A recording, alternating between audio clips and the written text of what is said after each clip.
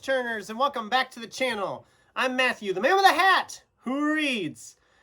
And we are looking again at the month to come. This is my September 2024 TBR, aka Sci-Fi September. One of my favorite months of the year, where I pick up a bunch of sci-fi or sci-fi-esque books and read them. And I have myself a sizable one. I have 13 books on this TBR. Probably won't get to all of them, but some of them are kind of short, so we'll see what happens. So let's start with some library books first. We have Wrong Place, Wrong Time by Gillian McAllister. This is probably the least sci-fi book I have here. But essentially it sounds like it's got time travel, that the mother sees the 17-year-old son. Actually, it doesn't say if it's the mother or not.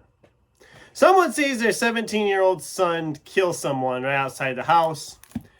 And then the next day they wake up and it's the day before the murder. And then they wake up the following day and it's 2 days before the murder, and it works back, supposedly. So I'm intrigued. I like time travel type stories. It's not terribly long, 370 some pages it looks like, 370 pages. We'll see how it goes. I've never read this author before, don't even know a lot about the book, so we'll see how that goes. Then we have Michelle Min Sterling's Camp Zero.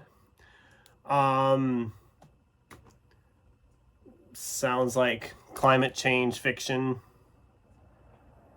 In the near future northern settlement, the fates of a young woman, a professor, and a mysterious collective of climate researchers collide in this mesmerizing and transportive debut novel. I don't know. The library where I go and get a lot of books in the library, they don't get a lot of sci-fi in anymore. So when I see the sci-fi sticker pop up, I'm immediately intrigued. There's like a really nice glare going here. So I don't know a lot about this book either, but they got it in here late last year, I believe.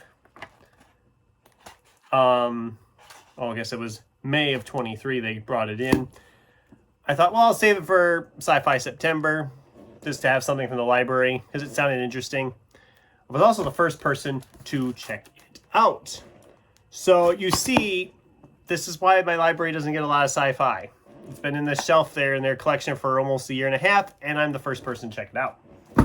So those will be pretty early in the month because they're library books. They have to go back and all that.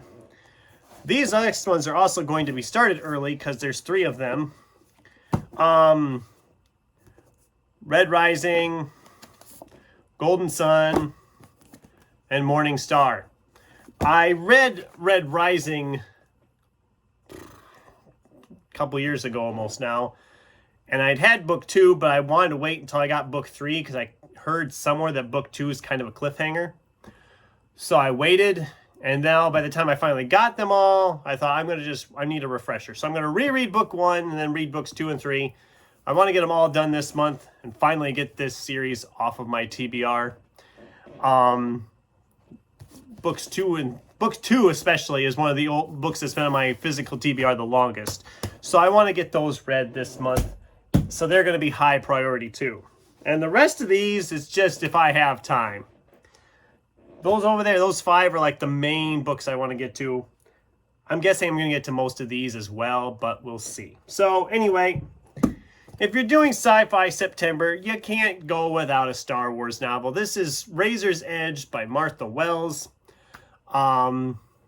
It's set in the Legends, well, they call Legends now, but the original expanded universe timeline, which I prefer anyway. I have not been a fan of the stuff that Disney has done with Star Wars for the most part. Some of it's okay. A lot of it I've not been a fan. So, and I know all the people are going to be like, oh, it's because you don't like female leads in Star Wars, blah, blah, blah, blah. No. Clearly, Leia is the lead here, or I'm assuming she is since she's dead center of the cover. It's not that. It's just that they're repetitive and they haven't done anything really fresh or unique with it. Especially the movies. But And if you're also doing Sci-Fi September, you kind of need some Ray Bradbury. This is The Golden Apples of the Sun. This is a short story collection of Ray Bradbury sci-fi.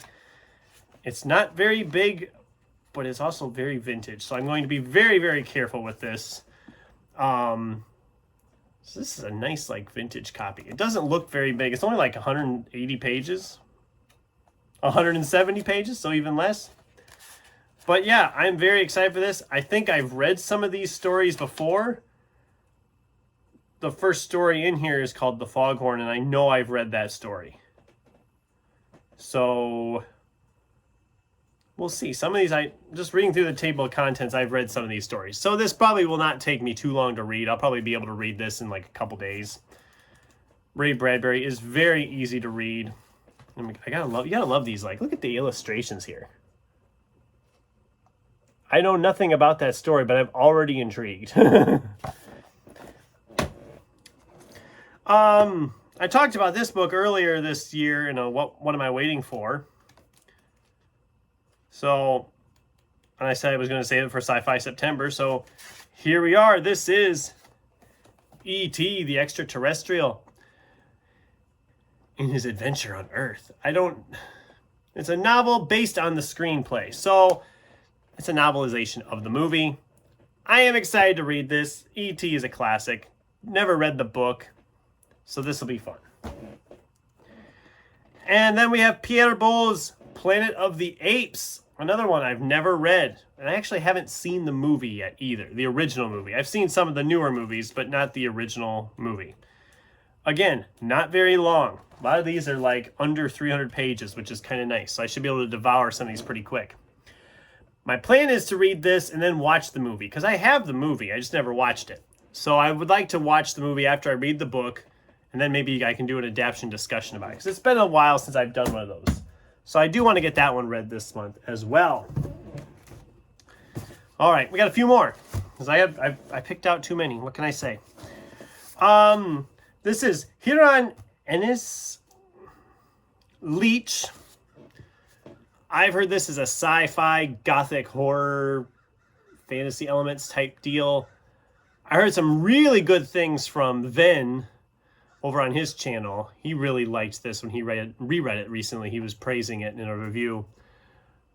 It is one I want to read. I've wanted to read it for a while. I think Sin liked this one too. I think you read this one, didn't you, Sin? I think you did. I think that's where I first heard about it, was because you talk about a lot of this. You talk about a lot of these great ones, and I'm like a year behind in getting them. But I know Ven was praising it, and I'm pretty sure Sin liked it too. So, and I will mark their channels down below there, so you want to check them out. They're both awesome. We have Joel Haldeman's The Forever War. I haven't read any Joel Haldeman yet, but I've heard a lot of good things about his sci-fi stuff. Again, this book is under 300 pages.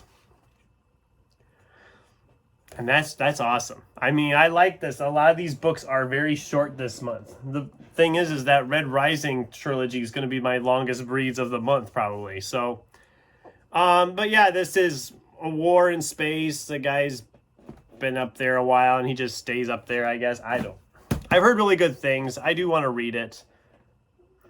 I actually have another Joe Haldeman I just picked up, but we'll talk about that in my new book haul when I get that out.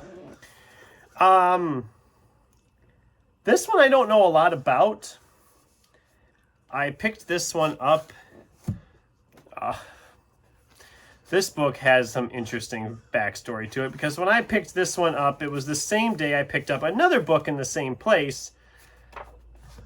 A book called The Coil, and if you remember that, you know what I mean about that book. But I also found this hardcover by Robert Charles Wilson called Bios, and I just think it has a really awesome cover.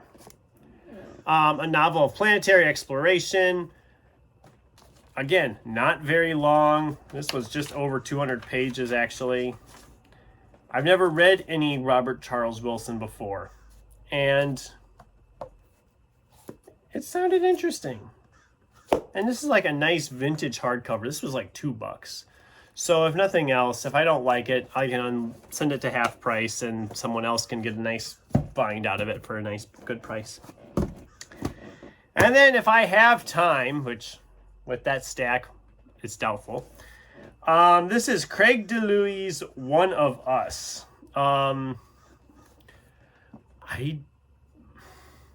This is like the very definition of a blind buy for me. I had never read this author before. I had never heard of this book. But then I read the little synopsis in here, and I'm going to read it to you.